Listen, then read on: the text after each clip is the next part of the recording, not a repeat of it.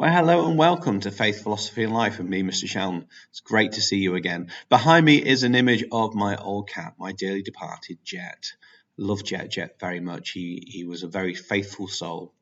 Towards the end of his days, we'd made the decision to go and put him to sleep.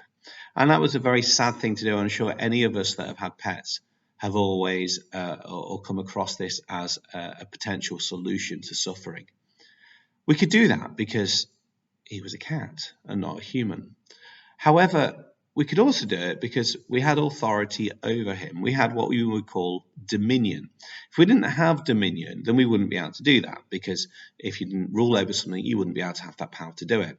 Today, we're going to be thinking about two key terms, which is stewardship and dominion. We're going to be thinking about the difference behind them. So I'd like you to grab your pen and a paper and cue our cheesy intro music.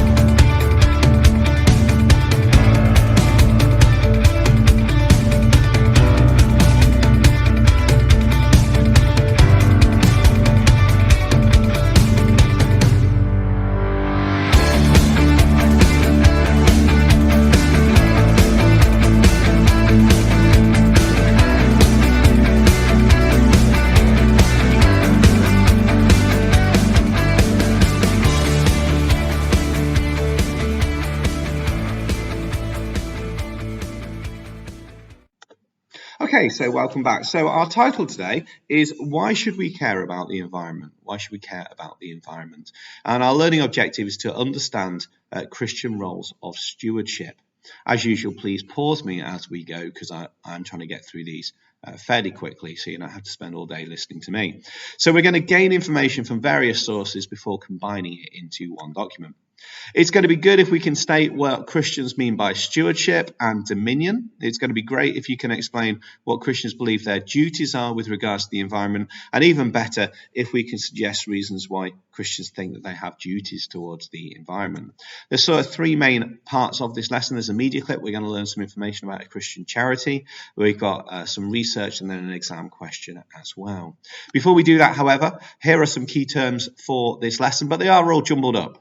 Let's see if you can work out what these key terms are. So pause me now and try and see if you can identify what these key terms are.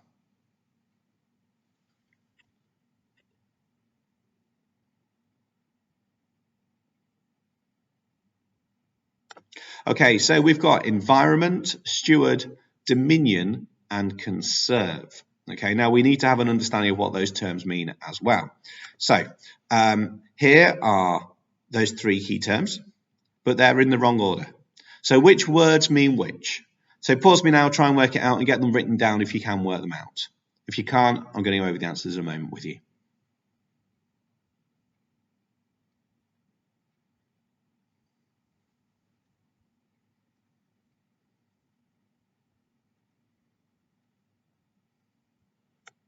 Okay, so there are the answers linked up for you. So environment is the natural world around us. You've got stewardship, which is looking after the world, and dominion, which is managing the world or ruling over the world. So you think football matches, you've got stewards, they're there to look after people. That's the idea. That's where stewards, that's the explanation of the word steward. So a steward is someone who looks after you. Dominion is something if you have power over you. Do not confuse dominion with minions, very different things. Minions are little yellow creatures that run around that are ruled by things. Dominion means to rule over it. Okay, so we're going to look at a Rocha now. A Rocha is a Christian charity who were based on Wirral, and now they're based in Portugal, and they are stewards. And they're a very unique charity. They're very different than Greenpeace in many, many ways, even though in some ways they look quite similar. So what I'd like you to do is I'm going to play this clip now. You need to use the description below to access the worksheet and then answer the questions while the clip is on. So I'm going to hand over to A. Rocha now, and then you're going to come back to me. I'll see you in a few.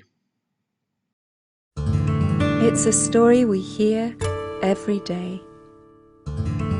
Forests destroyed. Oceans overfished, and the atmosphere polluted. the story of paradise lost. We've changed the face of the earth. We've even changed the climate. It's time we changed.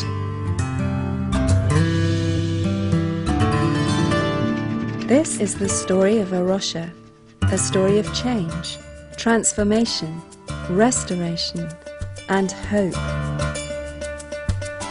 Rocha is an international conservation organization that's working to show God's love for all creation. We are committed to environmental action through community-based conservation projects. From helping landowners in France turn their fields back to the original wetlands that once welcomed wildlife, and protecting the Alvor estuary in the south of Portugal with its rich biodiversity, to saving one of the last forests of the African coast, bringing income to desperately poor local villages, Rocha has grown over the last 2 decades into a global family of projects working on 5 continents.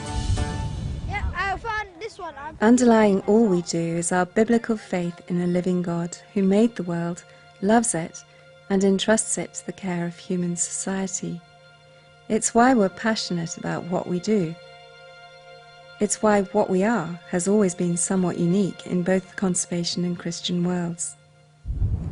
What we were trying to do in Portugal in 1983 at the very beginning was to give a practical expression to 2 convictions. The first was that it's a completely normal part of the Christian life to care for God's creation, even if that whole emphasis has rather gone missing from how we understand it to be. But also within the environmental movement, values, beliefs, why we do conservation work has not been talked about very much, although it's actually fundamental. And we wanted to bring that discussion to the foreground, but also to show in practice what Christian convictions would mean if you put them into a working context. Thank you for each person here. Amen. Amen. We're now seeing tremendous possibilities for Rocha developing worldwide, and one particular thing is exciting us, and that is that often where you find biodiversity hotspots, and those are relatively small areas on the planet, you sometimes find major concentrations of Christians as well. And we're looking at those overlap areas, those highly strategic places where if the Christian church gains a vision for really understanding the need and the responsibility to care for creation, there could be enormous impact for good. In conservation terms, Rocha's vision is quite wide really, because it's to see ecosystems restored, but it's also to see the well-being of those human communities that are dependent upon them. So you're talking about restoration ecology, but at the same time you're sometimes talking about developmental economics or sustainability. It's a very wide vision.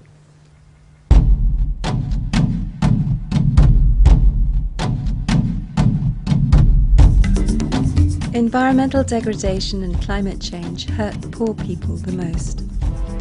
There's a misconception that investing in conservation is contrary to investing in people's livelihoods, that it's a luxury. But the idea that you need to get rich first, then worry about your environment, is not only untrue, it's dangerous.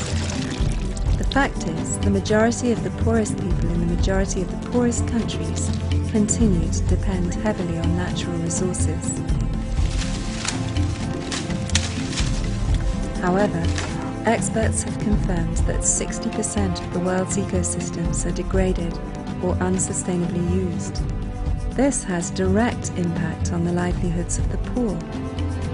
They concluded, if we want to cut in half the number of people living in extreme poverty and meet the Millennium Development Goals to reduce poverty, hunger and disease by 2015, the world's natural resources need to be managed sustainably. The poor are really more poor in the context of the degraded ecosystem. Rocha is working to not leave people in such conditions, in terms of allowing people to be really happy to live in a very stable ecosystem. In that sense, Rocha is, I think, working at the foundation of the poverty. foundation is the spiritual and the environmental. The rural poor depend directly on the natural resource base. This is where the pharmacy is, this is where the local supermarket is, this is, in fact, their fuel station, it is their power company, it is their water company. What would happen to you if these things were removed from your local neighborhood? Sustainable development is very important for the population. And when Rocha is working for biodiversity and when Rocha is working against the deforestation, Rocha is really fighting against poverty. We cannot separate the taking care of the earth and taking care of so many people who are so poor in the world.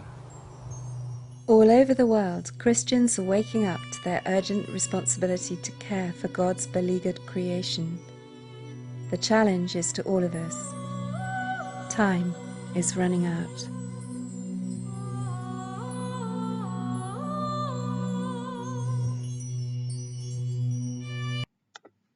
Okay, so this lesson then, we said it'd be good if we could state what Christians mean by stewardship and dominion, and it will be great if you can explain what Christians believe their duties are towards the environment. So, also in the link below, you will have found a grid. There's one with a little bit more support there and one without the support. And you'll also find an information pack PDF. I'd like you to access that, and I'd like you to complete that grid using that information. As you see, the boxes aren't very big. That's deliberate. You're not after a huge amount of information in each box, but you are after a little bit of information because it's breadth, not depth on this one. So give it a go and then come back to me. So pause me now, access the clip below, and then come back to me.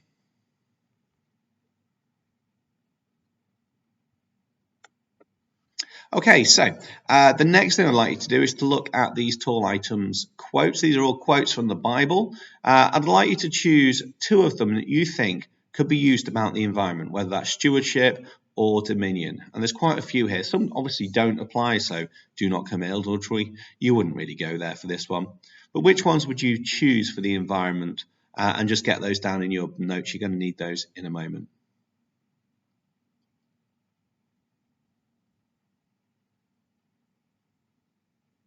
Okay, so maybe you've chosen to treat others as you'd like to be treated, this idea that we have a responsibility for the planet. Maybe you've got love your neighbour. That's very much what a Rocha do. Maybe you've got the love of the Lord your God. God created the planet, therefore we have to respect it. We have to look after it. You might have created in God's image, but please do not have do not murder, because do not murder only really applies to humans. You can't murder an animal. You would kill an animal. That phrase very much is determined entirely about people rather than animals. So this is our final activity for you. So I'm going to leave it here. I'd like you to choose one of these questions. You can choose which one.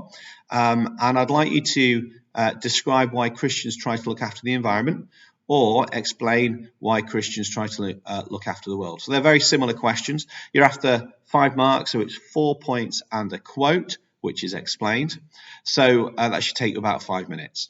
So I'm going to leave it there today. Thanks very much for your time. Take care of yourselves. Stay safe. Wash your hands. God bless you. And I'll see you soon. And hopefully you've done some learning today.